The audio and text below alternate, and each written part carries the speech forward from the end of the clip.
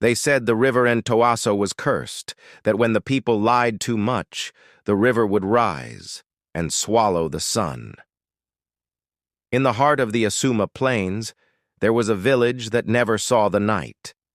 The sun shone there longer than anywhere else, a golden blessing that kissed the land.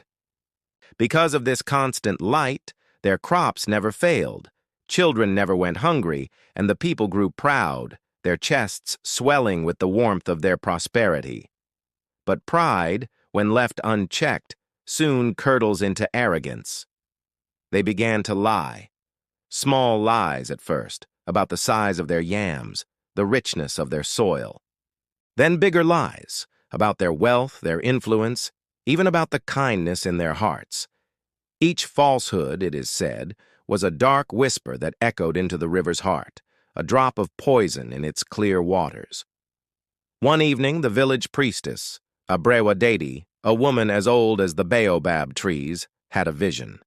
The ancestors came to her in a dream, their voices like rustling leaves. "The truth feeds the sun," they whispered. "But lies feed the river." The next morning, she gathered the villagers.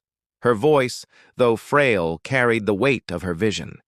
She warned them to confess their wrongs, to wash their tongues clean of deceit before the next full moon. But the villagers just laughed.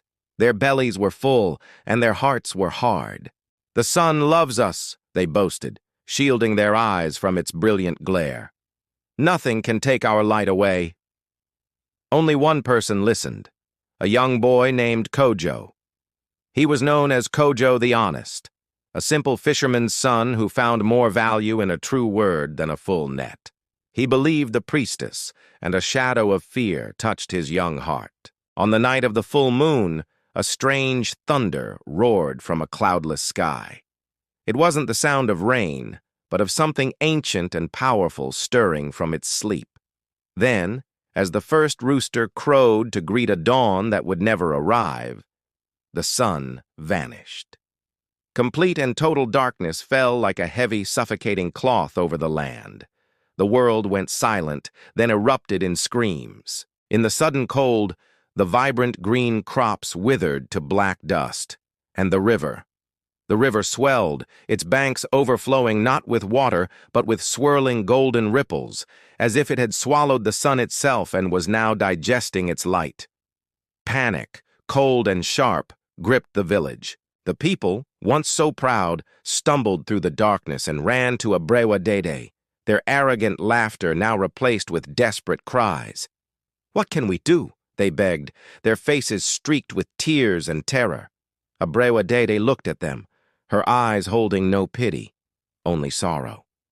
"Only truth can free the sun," she said. "Someone pure of heart must face the river and offer it the honesty it craves." A heavy silence fell upon the crowd. Every villager looked down, ashamed of the lies that clung to their souls. Then a small voice cut through the despair. "I will go." It was Kojo. "I will go, for I have no lies to fear." With a determined heart, he walked to the riverbank as the world held its breath. The water glowed with a faint, captured light, pulsing as if the sun were trapped beneath its waves. Kojo stood at the edge and called out, his voice clear and steady, "Great river, I have come with truth." In response, the river rose, not as a wave, but as a living creature, a great serpent of water spiraling around him, cold and immense. "Then speak," it whispered, its voice the sound of 1,000 rushing streams. Kojo took a deep breath.